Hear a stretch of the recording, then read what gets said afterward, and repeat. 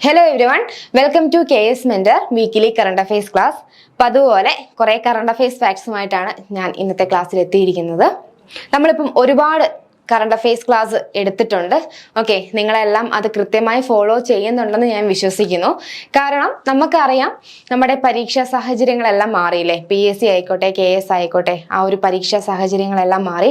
Current അഫയേഴ്സിന്റെ പ്രാധാന്യം വളരെയധികം കൂടി വരുന്ന ഒരു സാഹചര്യമാണ് നമ്മളിപ്പോൾ കാണുന്നത്. ഓക്കെ, ഒരു റാങ്ക് മേക്കിംഗ് പാർട്ടായിട്ട് കറണ്ട് അഫയേഴ്സ് മാറുന്ന ഒരു കാര്യം നമുക്ക് നമ്മുടെ എക്സാമുകളിൽ കാണാനായിട്ട് സാധിക്കുന്നുണ്ട്. അതുകൊണ്ട് തന്നെ മാക്സിമം കറണ്ട് അഫയേഴ്സ് ടോപ്പിക്സ് നമ്മൾ ഈ ഒരു വീക്കിലി കറണ്ട് അഫയേഴ്സ് സീരീസിലൂടെ നിങ്ങളിലോട്ട് എത്തിക്കാൻ നോക്കുന്നുണ്ട്. ഓക്കെ, അതുകൊണ്ട് നിങ്ങളെല്ലാവരും കറണ്ട് അഫയേഴ്സ് ഫോളോ ചെയ്യുക. ഇതിനോടൊപ്പം എക്സാമിന് വേണ്ടി പ്രിപ്പയർ ചെയ്യുന്ന നിങ്ങൾ ചെയ്യേണ്ട ഒരു കാര്യമാണ് ഒരു നല്ല ക്വാളിറ്റിയുള്ള ടെസ്റ്റ് സീരീസ് അറ്റൻഡ് ചെയ്യുക എന്നുള്ളത്. നല്ലൊരു ടെസ്റ്റ് സീരീസ് അറ്റൻഡ് ചെയ്യുന്നതിലൂടെ കുറേയധികം കാര്യങ്ങൾ നിങ്ങൾക്ക് ലഭിക്കും. ഉദാഹരണത്തിന് ഏതൊക്കെ ഏരിയയിൽ നിന്നാണ് ചോദ്യം വരുന്നതെന്ന് നമുക്ക് പ്രതീക്ഷിക്കാം. അതുപോലെ തന്നെ ടൈം മാനേജ്മെന്റ്, നമ്മൾ പഠിച്ച കാര്യങ്ങൾ ഒരു റിവിഷൻ ആവും നല്ലൊരു ടെസ്റ്റ് സീരീസ് അറ്റൻഡ് ചെയ്യുന്നതിലൂടെ. ഇങ്ങനെ കുറേയധികം കാര്യങ്ങൾ ഒരു നല്ല ടെസ്റ്റ് സീരീസ് അറ്റൻഡ് ചെയ്യുന്നതിലൂടെ നമുക്ക് ലഭിക്കും. ഇപ്പൊ നിങ്ങൾ വിചാരിക്കും ഞാൻ ഈ ഒരു കാര്യം ഇവിടെ പറഞ്ഞത് എന്തിനാണെന്ന്. KS Mentor മാമാങ്കം എന്ന പേരിൽ AI എൻഹാൻസ്ഡ് ആയിട്ടുള്ള ഒരു ടെസ്റ്റ് സീരീസ് ഇപ്പൊ ലോഞ്ച് ചെയ്തിട്ടുണ്ട്. KS Mentor ആപ്പിൽ അത് അവൈലബിൾ ആണ്. KS Mentor ആപ്പിൽ നിങ്ങൾക്ക് ഈ ഒരു ടെസ്റ്റ് സീരീസ് ഇപ്പോൾ അവൈലബിൾ ആണ്. അപ്പോൾ നിങ്ങൾ എല്ലാവരും ഈ ഒരു ടെസ്റ്റ് സീരീസ് ഒക്കെ അറ്റൻഡ് ചെയ്ത് വരുന്ന എക്സാമിന് വേണ്ടി അടിപൊളിയായിട്ട് തയ്യാറെടുക്കുക. ഇനി നമുക്ക് ഇന്നത്തെ ക്ലാസ്സിലോട്ട് വരാം. ഓക്കെ, കറണ്ട് അഫയേഴ്സ് ഇന്ന് ഞാൻ ഡിസ്കസ് ചെയ്യുന്നത് ജനുവരി 1 മുതൽ 7 വരെയുള്ള ദിവസങ്ങളിലെ പ്രധാനപ്പെട്ട ടോപ്പിക്സ് ആണ്. ഏതൊക്കെയാണ് എന്നുള്ളത് നമുക്ക് ആദ്യം ഒന്ന് നോക്കാം. ഓക്കെ, ഇന്ന് ഞാൻ നമ്മുടെ ക്ലാസ്സിലെ degree and KS prelims point of വ്യൂയിലാണ് ക്ലാസ് ഡിസ്കസ് ചെയ്യുന്നത്. കാരണം നമ്മുടെ കറണ്ട് അഫയേഴ്സ് ക്ലാസ് ഒരിക്കലും നിങ്ങൾക്ക് ബോർ അടിക്കരുതല്ലോ. അതുകൊണ്ട് ചുരുങ്ങിയ സമയം കൊണ്ട് കൂടുതൽ ഫാക്ട്സ് നിങ്ങളോട്ട് എത്തിക്കാനായിട്ട് ഒരു പ്രിലിംസ് പോയിന്റ് ഓഫ് വ്യൂയിലാണ് ഇന്നത്തെ ടോപ്പിക്സ് ഡിസ്കസ് ചെയ്യുന്നത്. അതുപോലെ തന്നെ കുട്ടികളുടെ ഭാഗത്ത് നിന്നുണ്ടായിരുന്ന സജഷൻ എന്ന് പറയുന്നത് അവർക്ക് KS മെയിൻസ് പോയിന്റ് ഓഫ് വ്യൂയിൽ, അതേപോലെ തന്നെ ക്വസ്റ്റ്യൻസ് ഡിസ്കഷൻ, കുറച്ച് ക്വസ്റ്റ്യൻസും കറണ്ട് അഫെയറുമായി ബന്ധപ്പെട്ട കുറച്ച് ക്വസ്റ്റ്യൻസ് ഡിസ്കസ് ചെയ്യുന്നതിനെ കുറിച്ചും അവർ നമ്മളോട് സജഷൻസ് പറഞ്ഞിട്ടുണ്ട്. നമ്മൾ എത്രയും പെട്ടെന്ന് തന്നെ അതുമായി ബന്ധപ്പെട്ട ക്ലാസ് നിങ്ങളിലോട്ട് എത്തിക്കുന്നതാണ്. ഇന്ന് നമുക്ക് ഒരു degree and KS prelims point of വ്യൂയിൽ നമുക്ക് ഇന്നത്തെ കുറച്ച് ടോപ്പിക്സ് നോക്കാം. അതായത് ജനുവരി 1 മുതൽ 7 വരെയുള്ള ആ ഒരു ദിവസങ്ങളിലെ ടോപ്പിക്സ് നമുക്ക് നോക്കാം. ഇവിടെ ഇന്ന് പ്രധാനമായിട്ട് ബുക്സ് ആൻഡ് ഓതേഴ്സ്, അതുപോലെ തന്നെ K smart app, Gujarat emergence as petro capital of India തുടങ്ങി ഉള്ള ടോപ്പിക്സ് ആണ് ഇന്ന് നമ്മൾ പ്രധാനമായിട്ടും ഡിസ്കസ് ചെയ്യാൻ പോകുന്നത്. 16th ഫിനാൻസ് കമ്മീഷൻ ഉണ്ട്, അതുപോലെ തന്നെ ഡിസേർട്ട് സൈക്ലോൺ, ഇങ്ങനെ കുറച്ചധികം ടോപ്പിക്സ് ഉണ്ട്. നമുക്ക് നോക്കാം, ഓരോന്ന് ഡീറ്റെയിൽ ആയിട്ട് നമുക്ക് നോക്കാം. ആദ്യത്തെ ടോപ്പിക്ക് ബുക്സ് ആൻഡ് ഓതേഴ്സുമായി ബന്ധപ്പെട്ടതാണ്. ഓക്കെ, രാം മന്ദിർ രാഷ്ട്ര മന്ദിർ ഏക് സാജി വിരാസത്ത്. ഈ ബുക്ക് ഇപ്പോൾ ലോഞ്ച് ചെയ്തേക്കുന്നത് നമ്മുടെ കേരള ഗവർണർ ആരിഫ് മുഹമ്മദ് ഖാനാണ്. ഓക്കെ, ഈ ഒരു ബുക്ക് ഇപ്പോൾ ലോഞ്ച് ചെയ്തേക്കുന്നത് കേരള ഗവർണർ ആരിഫ് മുഹമ്മദ് ഖാനാണ്. ബുക്കിന്റെ പേരെന്താണ്? രാം മന്ദിർ രാഷ്ട്ര മന്ദിർ ഏക് സാജി വിരാസത്ത്. ഈ ഒരു ബുക്ക് ഇതിന്റെ അർത്ഥം എന്താണ്? കോമൺ ഹെറിറ്റേജ് എന്നാണ്. ഓക്കെ, കോമൺ ഹെറിറ്റേജ് എന്നാണ് ഈ ഒരു ബുക്കിന്റെ അർത്ഥം വരുന്നത്. ഇത് എഴുതിയേക്കുന്നത് 2 പേരാണ്, ഗീതാ സിംഗ് അതുപോലെ തന്നെ ആരിഫ് ഖാൻ. ഈ 2 പേരാണ് ഈ ഒരു ബുക്ക് എഴുതിയേക്കുന്നത്. അപ്പം ഈ ഒരു ബുക്ക് എഴുതിയേക്കുന്നത് രാം മന്ദിർ രാഷ്ട്ര മന്ദിർ ഏക് സാജി വിരാസത്ത്. ഈ ബുക്ക് എഴുതിയേക്കുന്നത് ഗീതാ സിംഗ് അതുപോലെ തന്നെ ആരിഫ് ഖാൻ ആണ്. ഇത് ലോഞ്ച് ചെയ്തത് ആരാണ്? ലോഞ്ച് ചെയ്ത കേരള ഗവർണർ ആരിഫ് മുഹമ്മദ് ഖാനാണ്. ഓക്കെ, ആരിഫ് മുഹമ്മദ് ഖാൻ. ഈ ബുക്കിനകത്ത് പ്രധാനമായിട്ടും പറയുന്നത് ലോർഡ് രാമന്റെ ഏഷ്യൻ കോണ്ടിനെന്റിലുള്ള അദ്ദേഹത്തിന്റെ ഇൻഫ്ലുവൻസിനെ കുറിച്ചാണ്, അദ്ദേഹത്തിന്റെ സ്വാധീനത്തിനെ കുറിച്ചാണ് ഈ ഒരു ബുക്കിൽ പ്രധാനമായിട്ടും പറയുന്നത്. അപ്പോൾ നിങ്ങൾ ഇവിടെ ഓർത്ത് വെക്കേണ്ട ഒരു കാര്യം, ഈ ഒരു ബുക്ക് എഴുതിയത് ആരാണ്? ആ 2 വ്യക്തികളുടെ കാര്യം പ്രധാനമായിട്ട് ഓർത്ത് വെക്കുക. ആരാണ് എഴുതിയത്? ഗീതാ സിംഗ്, ആരിഫ് ഖാൻ ഭാരതി. ഓക്കെ, ഈ 2 പേര് കൂടി, ഈ 2 പേര് ജോയിന്റ് ആയിട്ടാണ് ഈ ഒരു ബുക്ക് എഴുതിയിട്ടുള്ളത്. ഓക്കെ, അടുത്തത് നമ്മൾ നോക്കുന്നത് മഹാകവിതൈ. ഓക്കെ, മഹാകവിതൈ. ഈ ഒരു ബുക്ക് ഇപ്പോൾ റിലീസ് ചെയ്തത് തമിഴ്നാട് ചീഫ് മിനിസ്റ്റർ ആണ്, MK സ്റ്റാലിൻ ആണ് മഹാകവിതൈ ഈ ഒരു ബുക്ക് റിലീസ് ചെയ്തത്. ഈ ബുക്ക് എഴുതിയ ആള് പോയറ്റ് വൈരമുത്തു. ഓക്കെ, ആ ഒരു ബുക്കിന്റെ പേര്, അതായത് മഹാകവിതയുടെ അർത്ഥം എന്താണ്? Great poem. ഈ ഗ്രേറ്റ് പോയം മഹാകവിത എഴുതിയ ആളുടെ പേരെന്താണ്? വൈരമുത്തു. ഓക്കെ, വൈരമുത്തു ആണ്.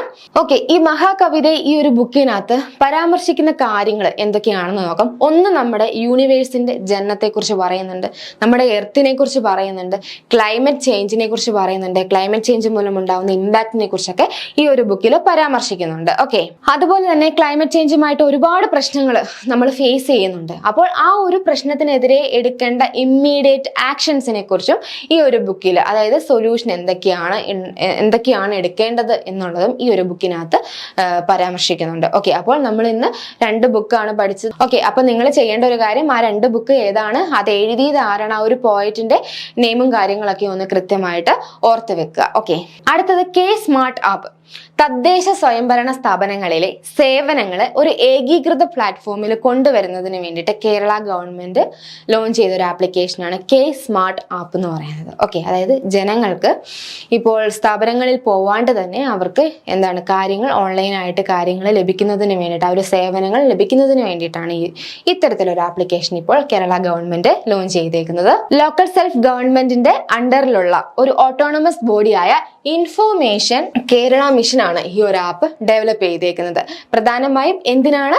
തദ്ദേശ സ്വയംഭരണ സ്ഥാപനങ്ങളിലെ സേവനങ്ങൾ ഒരു ഏകീകൃത പ്ലാറ്റ്ഫോമിൽ കൊണ്ടുവരുന്നതിന്. ഓക്കെ, ജനങ്ങൾക്ക് വലിയ ബുദ്ധിമുട്ടില്ലാണ്ട്, അതായത് സ്ഥാപനങ്ങളിൽ പോവാണ്ട് തന്നെ അവർക്ക് സർക്കാർ സേവനങ്ങൾ ഓൺലൈനായിട്ട് ലഭിക്കുന്നതിന് വേണ്ടിയിട്ടാണ് ഇത്തരത്തിലൊരു ആപ്പ് ഇപ്പോൾ ലോഞ്ച് ചെയ്തേക്കുന്നത്. ഓക്കെ, അപ്പോൾ ഈ ഒരു ആപ്പ് എന്തുമായി ബന്ധപ്പെട്ടതാണ് ആ ഒരു കാര്യവും ഇത് ലോഞ്ച് ചെയ്ത ഗവൺമെന്റും ഏതാണെന്നുള്ളത് നിങ്ങൾ കൃത്യമായിട്ട് ഓർത്ത് വെക്കുക. അടുത്തത് Gujarat emerges as petro capital of India. Okay, എന്തുകൊണ്ടാണ് ഇപ്പോൾ ഈ ഒരു Gujarat petro capital of India ആയിട്ട് മാറിയത് എന്ന് നമുക്ക് നോക്കാം. ഓയിൽ റിഫൈനറീസിന്റെ ഒരു പ്രസൻസ് നമുക്കറിയാം. ക്രൂഡ് ഓയിൽ എടുത്ത് അതിനെ ഗ്യാസ് ഓയിലിൻ, മണ്ണെണ്ണ, ഇതേപോലുള്ള ഒരു പെട്രോളിയം ഉൽപ്പന്നമാക്കി, ഉപയോഗപ്രദമായ പെട്രോളിയം ഉൽപ്പന്നമാക്കി മാറ്റുന്നതാണ് റിഫൈനറി എന്ന് പറയുന്നത്. ഓക്കെ, ആ ഒരു റിഫൈനറിയിൽ വെച്ചിട്ടാണ് ഇതൊക്കെ ചെയ്യുന്നത്. അപ്പോൾ അത്തരത്തിലുള്ള റിഫൈനറീസിന്റെ പ്രസൻസ് ഗുജറാത്തിൽ ഉള്ളത് കൊണ്ടാണ് പെട്രോ ക്യാപിറ്റൽ ഓഫ് ഇന്ത്യ ആയിട്ട് ഗുജറാത്ത് ഇപ്പോൾ മാറിയിട്ടുള്ളത്. പ്രധാനമായും Reliance industry limited, Jamnagar refinery, അതുപോലെ തന്നെ ONGC പെട്രോ അഡീഷൻസ് ലിമിറ്റഡ്, ഈ ഒരു റിഫൈനറീസിന്റെ പ്രസൻസിന്റെ ബേസിലാണ് ഇപ്പോൾ ഗുജറാത്തിന് പെട്രോ ക്യാപിറ്റൽ ഓഫ് ഇന്ത്യ എന്ന് ഉള്ളൊരു കാര്യം ലഭിച്ചിട്ടുള്ളത്. ഇനി നമുക്ക് നോക്കാനുള്ളത്, ഈ ജാംനഗർ റിഫൈനറി എന്ന് പറയുന്നത് വേൾഡിലെ തന്നെ ഏറ്റവും ലാർജസ്റ്റ്, അതുപോലെ തന്നെ മോസ്റ്റ് കോംപ്ലക്സ് സിംഗിൾ സൈറ്റ് റിഫൈനറിയാണ്. ഓക്കെ, അതുപോലെ തന്നെ ഒപ്പാൽ. ഓക്കെ, ഒപ്പാൽ എന്താണ്? സൗത്ത് ഏഷ്യയിലെ തന്നെ single largest petrochemical complex ആണ് ഏത്? ഈ ഒരു ഒപ്പാൽ എന്ന് പറയുന്നത്. അപ്പോൾ ഈ ഒരു 2 റിഫൈനറിയുടെ ബേസിലാണ് ഇപ്പോൾ ഗുജറാത്തിന് പെട്രോ ക്യാപിറ്റൽ ഓഫ് ഇന്ത്യ എന്നൊരു കാര്യം ലഭിച്ചിട്ടുള്ളത്. ഓക്കെ, അടുത്ത ടോപ്പിക്ക് നമ്മുടെ ഫിനാൻസ് കമ്മീഷനുമായി ബന്ധപ്പെട്ട ഒരു ടോപ്പിക്കാണ്. നമ്മുടെ 16ാമത്തെ ഫിനാൻസ് കമ്മീഷനായിട്ട് നിയമിച്ചത് ആരെയാണെന്ന് നോക്കാം. അരവിന്ദ് പനഗരിയ. ഓക്കെ, അരവിന്ദ് പനഗരിയാണ് നമ്മുടെ 16ാമത്തെ ഫിനാൻസ് കമ്മീഷനായിട്ട് നിയമിച്ചത്. ഓക്കെ, ഈ ഒരു അരവിന്ദ് പനഗരിയ എന്ന് പറയുന്ന ഒരു വ്യക്തി നിതി ആയോഗിന്റെ വൈസ് ചെയർമാൻ കൂടി ആയിരുന്നു. ഓക്കെ, അതായത് നിതി ആയോഗിന്റെ ഫോർമർ വൈസ് ചെയർമാൻ ആയിരുന്നു അരവിന്ദ് പനഗരിയ. ഇദ്ദേഹത്തെയാണ് ഇപ്പോൾ നമ്മുടെ 16ാമത്തെ ഫിനാൻസ് കമ്മീഷനായിട്ട് നിയമിച്ചത്. അതുപോലെ തന്നെ കമ്മീഷന്റെ സെക്രട്ടറി ആയിട്ട് അപ്പോയിന്റ് ചെയ്തത് ആരെയാണ് എന്ന് നമുക്ക് നോക്കാം. ഋത്വിക് രഞ്ജാനം പാണ്ഡെ. ഓക്കെ, ഋത്വിക് രഞ്ജാനം പാണ്ഡെയാണ് കമ്മീഷന്റെ സെക്രട്ടറി ആയിട്ട് അപ്പോയിന്റ് ചെയ്തത്. ഓക്കെ, ഇനി നമുക്ക് ഫിനാൻസ് കമ്മീഷനെ കുറിച്ച് ഒന്ന് നോക്കാം. അതായത് നമുക്കറിയാം, ഒരു കോൺസ്റ്റിറ്റ്യൂഷണൽ ബോഡിയാണ്. നമ്മുടെ ഭരണഘടനയിലെ ആർട്ടിക്കിൾ 280ലാണ് ഫിനാൻസ് കമ്മീഷനെ കുറിച്ച് പറയുന്നത്. ആരാണ് നമ്മുടെ ഫിനാൻസ് കമ്മീഷനെ അപ്പോയിന്റ് ചെയ്യുന്നത്? അത് രാഷ്ട്രപതിയാണ്, പ്രസിഡന്റ് ആണ് അപ്പോയിന്റ് ചെയ്യുന്നത്. അപ്പോൾ ഈ വക കാര്യങ്ങളൊക്കെ നിങ്ങൾ പൊളിറ്റി പഠിക്കുമ്പോൾ പഠിക്കുന്നതാണ്, നമ്മുടെ ഇന്ത്യൻ കോൺസ്റ്റിറ്റ്യൂഷൻ പഠിക്കുമ്പോൾ പഠിക്കുന്നതാണ്. ഓക്കെ, അപ്പോൾ എന്തിനു വേണ്ടിയിട്ടാണ് നമുക്ക് ഇങ്ങനെ ഒരു ഫിനാൻസ് കമ്മീഷന്റെ, ഇന്ത്യയിൽ എന്തിനു വേണ്ടിയിട്ടാണ് ഇത്തരത്തിലൊരു ഫിനാൻസ് കമ്മീഷന്റെ ആവശ്യം? അതായത് നമ്മുടെ സെൻട്രൽ ഗവൺമെന്റും സ്റ്റേറ്റ് ഗവൺമെന്റും തമ്മിലുള്ള റവന്യൂ ഡിസ്ട്രിബ്യൂഷൻ, ഗ്രാന്റ് കാര്യങ്ങളൊക്കെ കൊടുക്കുന്നതുമായി ബന്ധപ്പെട്ട കാര്യങ്ങളിൽ തീരുമാനം എടുക്കുന്നതിന് വേണ്ടിയിട്ടാണ് ഇത്തരത്തിലൊരു കോൺസ്റ്റിറ്റ്യൂഷണൽ ബോഡി നമ്മളിവിടെ കോൺസ്റ്റിറ്റ്യൂട്ട് ചെയ്തേക്കുന്നത്. ഓക്കെ, ഈ ഒരു ഫിനാൻസ് കമ്മീഷൻ, ആദ്യത്തെ ഫിനാൻസ് കമ്മീഷൻ എസ്റ്റാബ്ലിഷ് ചെയ്തത് 1951ലാണ്. ഓക്കെ, 1951ലാണ് ഫിനാൻസ് കമ്മീഷൻ ആക്ട് 1951ന്റെ ബേസിലാണ് ആദ്യത്തെ ഫിനാൻസ് കമ്മീഷൻ എസ്റ്റാബ്ലിഷ് ചെയ്തത്. ഓക്കെ, 1951 ഒരു ഇയർ ഓർത്ത് വെക്കുക. അതുപോലെ തന്നെ ഫിനാൻസ് കമ്മീഷൻ എന്ന് പറയുന്നത് എത്ര മെമ്പർ അടങ്ങുന്ന ഒരു ബോഡിയാണ് എന്നുള്ളത് നമുക്ക് നോക്കാം. ഒരു ചെയർമാൻ ഉണ്ടാവും, അതുപോലെ തന്നെ 4 4 അതർ മെമ്പേഴ്സ് ഉണ്ടാവും. ഓക്കെ, അപ്പോൾ പ്രധാനമായിട്ടും എന്താണ്, സ്റ്റേറ്റും തമ്മിലുള്ള റവന്യൂ ഷെയറിങ്ങുമായി ബന്ധപ്പെട്ട കാര്യങ്ങളിലൊക്കെ തീരുമാനങ്ങളും റെക്കമെൻഡേഷൻസും എടുക്കുന്നത്. ഓക്കെ, റെക്കമെൻഡേഷൻസ് എടുക്കുന്നത് ആരാണ്? അത് ഫിനാൻസ് കമ്മീഷനാണ്. ഓക്കെ, അടുത്ത ടോപ്പിക്ക് NSWS പോർട്ടൽ എന്താണ് എന്നുള്ളത് നോക്കാം. മെഡിക്കൽ ഡിവൈസസുമായി ബന്ധപ്പെട്ട ഒരു ടോപ്പിക്കാണിത്. Okay, CDSCO launches NSWS portal for medical device management. Central drugs and standard control organisation ആണ് ഈ ഒരു പോർട്ടൽ ലോഞ്ച് ചെയ്തേക്കുന്നത്. Okay, directorate general of health service, ministry of health and family വെൽഫെയറിന്റെ അണ്ടറിൽ വരുന്ന ഡയറക്ടറേറ്റ് ജനറൽ ഓഫ് ഹെൽത്ത് സർവീസിന്റെ അണ്ടറിൽ വരുന്ന ഒരു ബോഡിയാണ് central drugs standard control organisation.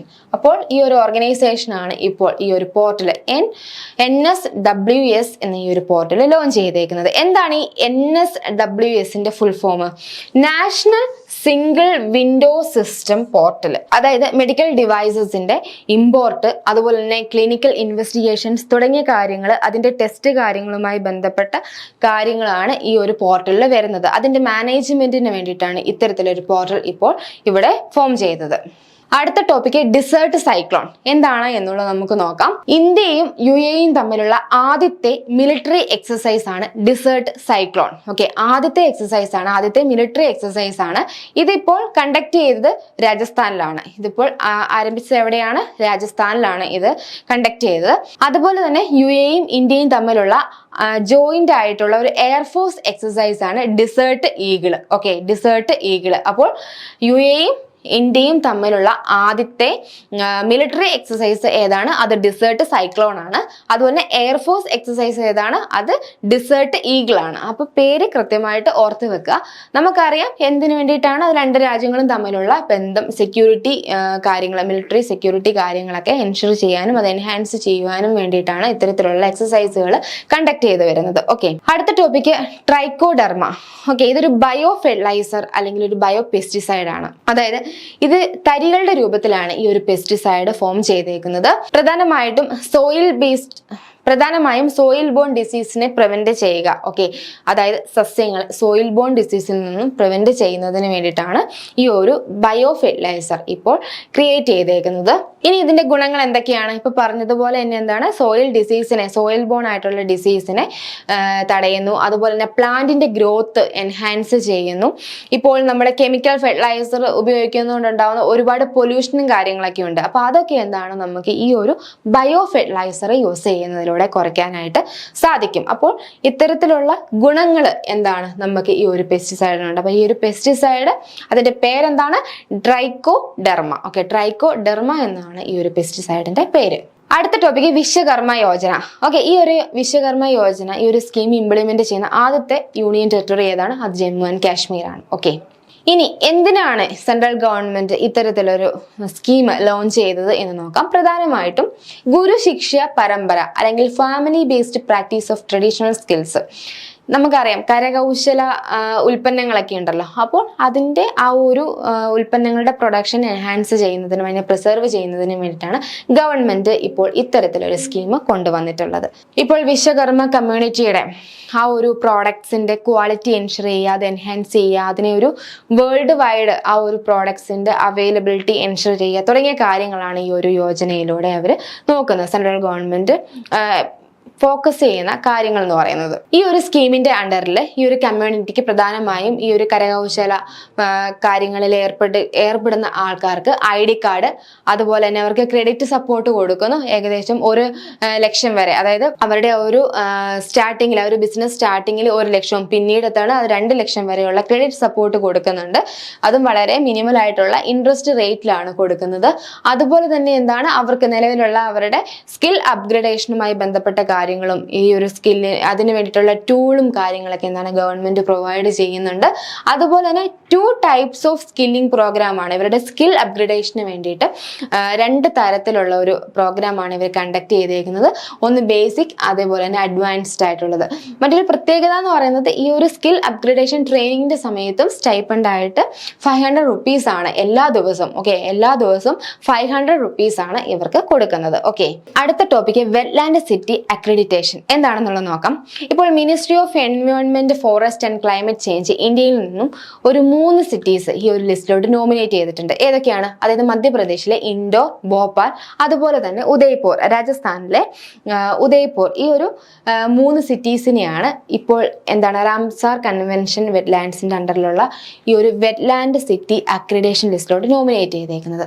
ഇനി എന്താണ് ഈ വെറ്റ്ലാൻഡ് സിറ്റി അക്രഡിറ്റേഷൻ എന്നുള്ളത് നമുക്ക് നോക്കാം. അതായത് അർബൻ വെറ്റ്ലാൻഡ്സിന്റെ സേഫ് ഗാർഡിന്, അതിന്റെ സംരക്ഷണത്തിന് പ്രാധാന്യം കൊടുക്കുന്ന സിറ്റീസിനെയാണ് ഈ ഒരു ലിസ്റ്റിലോട്ട് ഉൾപ്പെടുത്തുന്നത്.